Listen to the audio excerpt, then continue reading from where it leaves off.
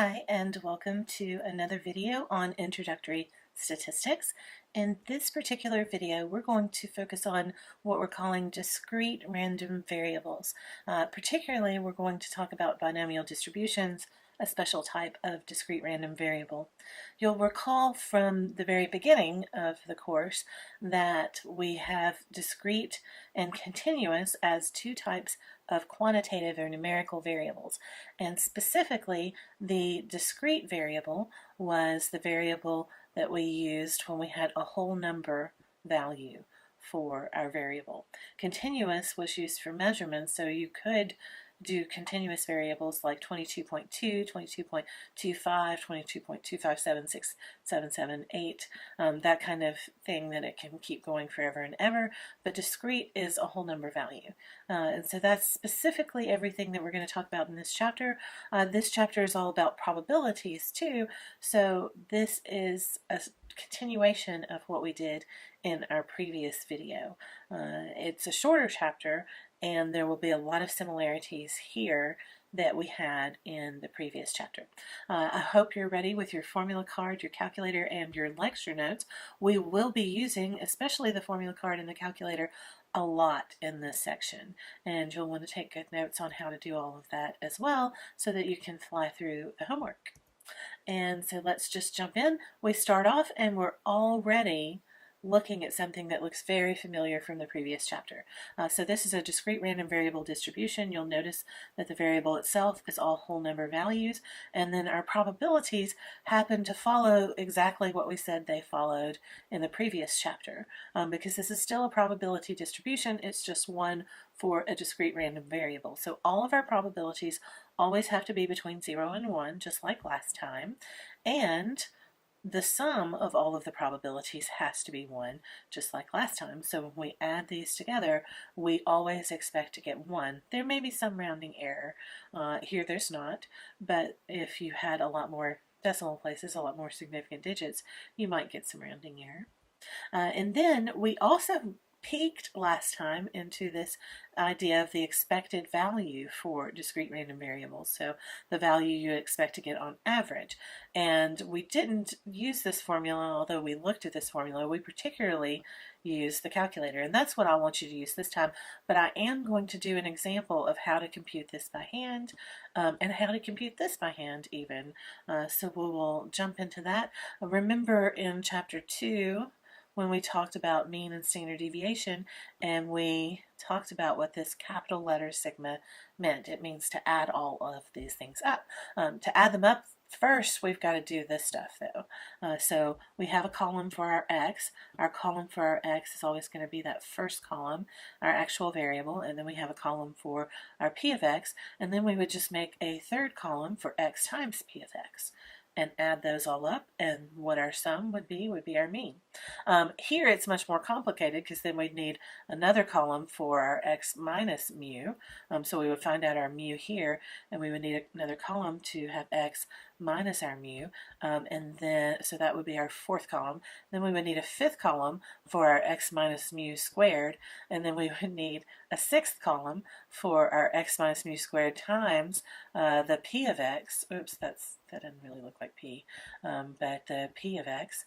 I'm going to have it much neater writing on the next slide, although it's still not neat because my handwriting is not neat. And then once we have x minus mu squared times p of x in our sixth column, we have to sum all of those values up, and then we have to take the square root. So there's a lot of work to doing this, and actually this is about the simplest probability distribution we could ever hope for, but I've done it for this one. So you'll notice that we have the same x values as our previous slide and the same p of x values, and then we do a column for x times p of x so that we can get our mean value, and when we do that, 0 times 0.5 gives me 0, 1 times 0.4 gives me 0.4, and 2 times 0.1 gives me 0.2. And if I add this column together, 0 plus 0.4 plus 0.2, I get 0.6, and that is my mean. And now I can take all of these x values and individually subtract the 0.6 from them, the mean from them, to get my fourth column. And 0 minus 0.6 is going to give me negative 0.6. 1 minus 0.6 is 0.4. 2 minus 0.6 is 1.4. And now I'm going to square this whole column. So negative 0.6 gets squared and it becomes 0.36. Be sure, if you're doing this in the calculator, to include the negative in the parentheses before you square, or it will give you a negative answer. And every squared number, whether negative or positive, is going to give you a positive or 0 if you square 0 answer. And so 0.4 squared is 0.16, 1.4 squared is 1.96. We still have to, and this is where my handwriting is really bad, but that's an x right there. It doesn't really look like one. So x minus mu squared times p of x. If you want to see it more plainly written, we're doing this stuff after the sigma all here. And so when we take the 0.36 squared and multiply it by, this time we're multiplying it by the probabilities, so 0.36 times half, we get 0.18, and then 0.16 times 0.4, we get 0.064, and then the 1.96 times 0.1, we get 0.196, and then when we add these together, we get 0.44. So if we, the third digit past the decimal is going to fall out because 4 and 6 add together to be 10, and so we'll carry the 1 up here, and that 0 can just kind of fall off. And so that gives us exactly 0.44, and so we put that in here. That then becomes our sum, but we need to take the square root of the 0.44.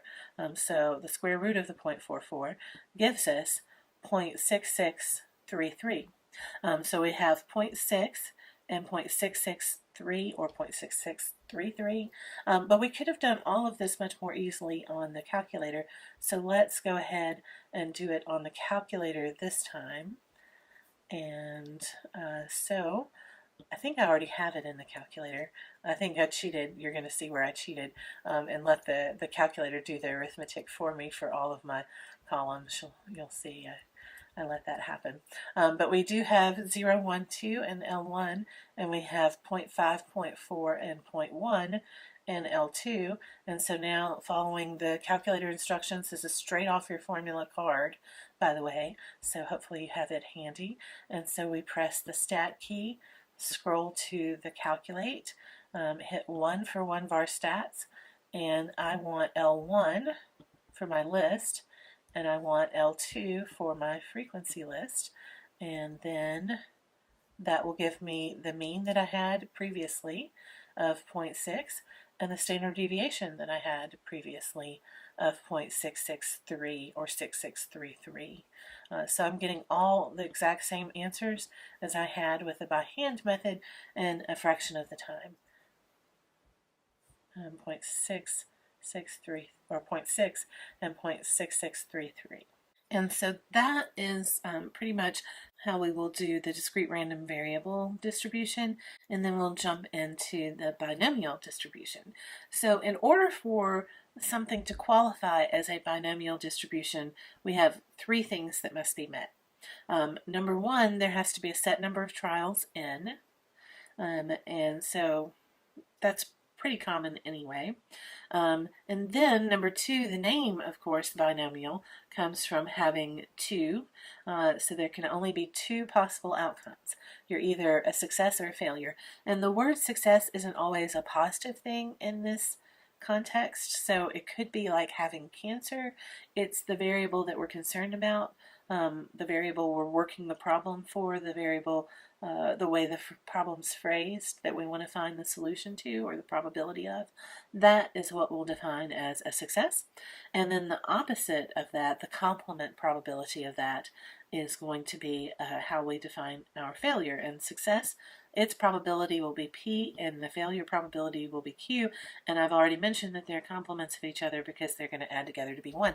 Really, they have to, because if there are only 2 possible outcomes, and we know the sum of the outcomes is always 1, then these 2 outcomes have to add together to be 1. And then the third and last thing is that these trials are all independent of each other and repeated identically, which means that P and Q are going to be constantly the same from trial to trial to trial. And so P and Q won't be identical to each other as I have here, although there will be two of them, but they will be, P will be identical from trial to trial to trial, and Q will be identical from trial to trial to trial. So here we have our P is 0.4, which means our Q would be 0.6, but we don't actually need Q in this particular problem. We want to find the probability that x equals a, and the reason I'm showing you this is so that we know not to use the formula on the formula card and to instead use the binomial PDF. P would be appropriate here because it's exact.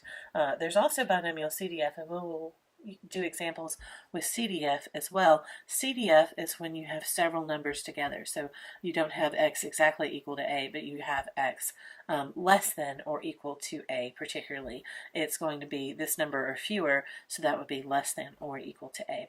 So how could we do this problem? It turns out that this part of the problem is particularly a bear. So here we have 4 choose 2, so our n would be 4 and our a would be 2.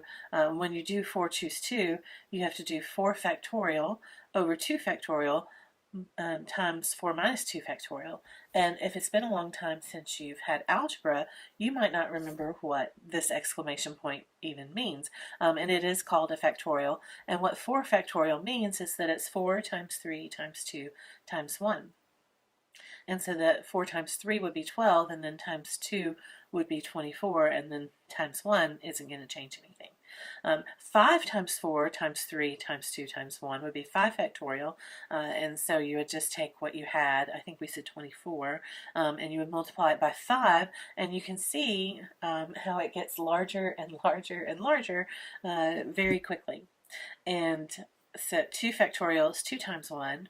0 factorial you would think would be 0 if you try to follow the logic, but it's actually got a special definition of 1. So 0 factorial is defined to be 1 for some odd reason, and but the rest of them all follow that you take the number and you multiply it down to 1.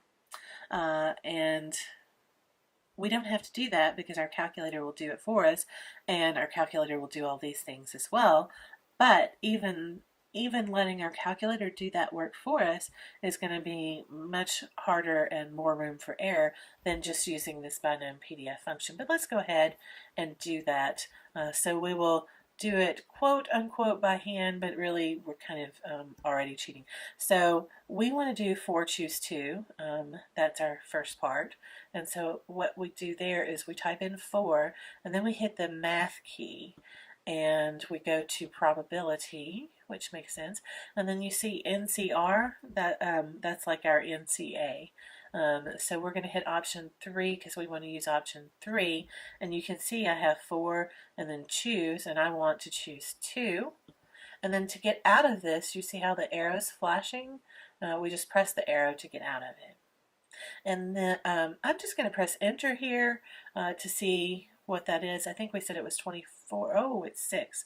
Oh, 4 factorial was 24, but we're dividing by 2 factorial times 4 minus 2 factorial, which is going to be 2 times 2, or 4, and so all of that together ends up giving us 6. See, I would have made a mistake right off the bat using this if I were trying to do it in my head. So let's do the whole function, and then we'll do the whole binomial PDF function as well. So the whole function, I'm just going to do second enter so I don't have to do that math again, and then times, and then our probability is 0.4, so 0.4, and then, oh wait, I want to do to the power of, and this caret key does to the power of. It turns out our power is squared, right? Let's see, yeah, because x is a, so everywhere we see x, we're putting, everywhere we see a, we're putting our x of 2. And so I could have used the squared key here, but I can always use the power of. And you notice that it's going to keep writing up here in the exponent as well, unless I do the arrow key. And then I want to do Q. Oh, so we did need Q. Well, Q is the complement of P, so 1 minus 0.4 is 0.6. So I'm just going to do 0.6 and then to the power of, and that will be 4 minus 2. And I'm just going to write it in there. And because it's all raised to the power, I don't need parentheses because I can tell it's going to do it as the subtraction first and then the exponent. So if I had more stuff, I would arrow again, but I don't actually have more stuff. So we could have made a mistake anywhere in here and we would have gotten the wrong answer. But with Binomial PDF, there are a lot less places to make mistakes. And so to get to Binomial PDF, we do the second key and then DISDR, which is the var. So second, and then this key right here. And hopefully every time I'm working these problems on the calculator, you're doing them along with me. And if you need to pause the video, and work them along with me. The Binomial PDF is going to be option A. I'm scrolling from the bottom, but you can scroll from the top if you want to. Or you could have hit alpha A. I've already done this one, you can see, because I have 4 for N and 0.4 for P and 2 for X. So I've already gotten all of it in there, just like we need it. And it is PDF because it's exactly equal. If we had, this is the simplest type of problem, by the way, exactly equal. If we'd had CDF, I like to draw a number line almost every time we have CDF because, or at least think of the number line every time we have CDF and think of how it would fall on the number line to make sure that I'm really doing it right, because this number or fewer is the only thing that CDF can do. It can't do this number or more. So drawing a number line helps there, but we'll do examples of that in just a second. Hitting enter, I got exactly the same thing, and this Binomial PDF is faster, especially if you get a harder problem, and you're so much less likely to make mistakes, because if you get N right and you get P right and you get X right, and it'll probably give you error messages if you put anything but a whole number here and a whole number here, and it probably will give you an error message if you put anything less than 0 or more than 1 here. So this won't give you an error message, except maybe on here it would, but you could put the wrong things here easily, any wrong things, and it would not give you an error message. And I'm not sure if you put a non-whole number value, certainly if you put probably if you put a non-whole number value, non-positive integer here, or a non-positive integer here, it would probably get mad. So let's do a couple more of these. So this one is very similar. Find the probability of exactly 4 heads and 5 coin tosses. So that's going to be our PDF, and so we will do second DISDR and then PDF because it says exactly 4. Now we have 5 coin tosses, so our number of trials is going to be 5. Our probability of success, half the time we should get heads and half the time tails. So here half is our P, and then our X would be exactly 4, so 4. And then we get our answer. Easy as pie. And this next one is not quite as easy because we're starting to get into where we need the CDF. So 4 or fewer, CDF is this number or fewer. I went ahead and drew a number line for this one, although I don't always draw number lines for these because 4 or fewer is exactly the way that CDF is defined, this number or fewer, so we know this number has to be 4. And then we do it like we did last time. Our N is 5 and our P is 1/2. So we will do second DISTR, scroll up from the bottom. This time, though, We're stopping at CDF because it's 4 or fewer. If we did PDF, we would get a value that's smaller because it would do exactly 4. But what we want is the value for exactly 4, and the value for exactly 3, and the value for exactly 2, and the value for exactly 1, and the value for exactly 0, and then we add up all those values. So this would be 5 different calculations and adding those 5 different calculations together. So essentially, if we did this by hand, it would be 5 times the work of this one by hand. So this one by hand might not have seemed so bad, but then when you get to this one by hand, it is 5 times the amount of work.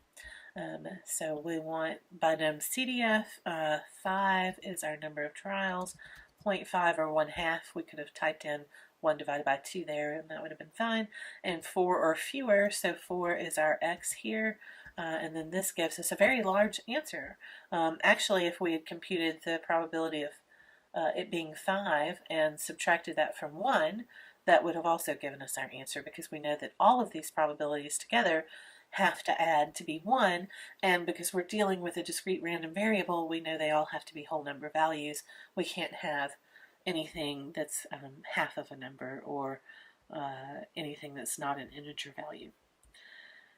And we will do one that's a little bit harder. Here we want to find less than 4, so not 4 or fewer now. And so now, do we use 4 as our x, or do we not use 4? This is where I really would just take the time to do a very rough sketch. You don't have to do it as neatly as I did, although you may have it much neater than I am, because I struggle with being neat. But we want 4, less than 4, and less than 4 means not 4, but it does mean 3, and everything less than 3. And because we only deal with whole number values, we're not dealing with any of these fractions that are between 4 and 3. Our first possible value is 3 because it has to be less than 4 and it has to be a whole number value. So we shade everything between 3 and 0. It can be 0. You could get 0 heads in 5 coin tosses, in other words. So you could get 0, 1, 2, or 3 heads in 5 coin tosses and still be less than 4. And so less than 4 is the same thing as 3 or fewer, so we will still use binom CDF, and this time we will use 3 instead of 4. I'm just going to do second enter and change that 4 to a 3. And that will give us our answer for this one. And then the last example is the hardest one. You'll have several of these though, so we'll go through it in some detail. This one says more than 2, and we don't have a function that does more than. We have a function that does this number or fewer.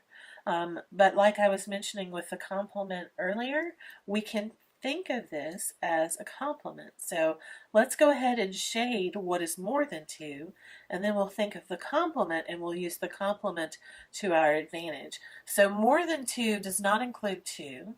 It starts at 3. So the smallest value that's more than 2, that's an integer, is 3, and includes 3, 4, and 5.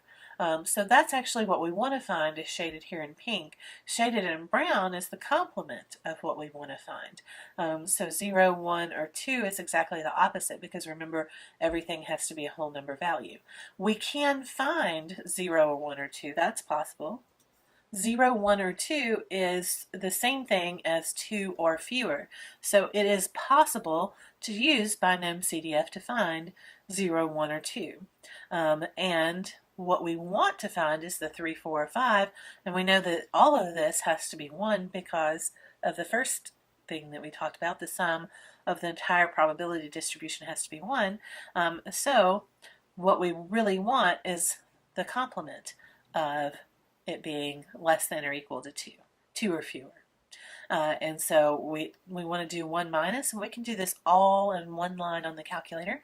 So we can do 1 minus, and then we can do our second DISDR to get to binom CDF, and then we just put in, and we do for 2 or fewer.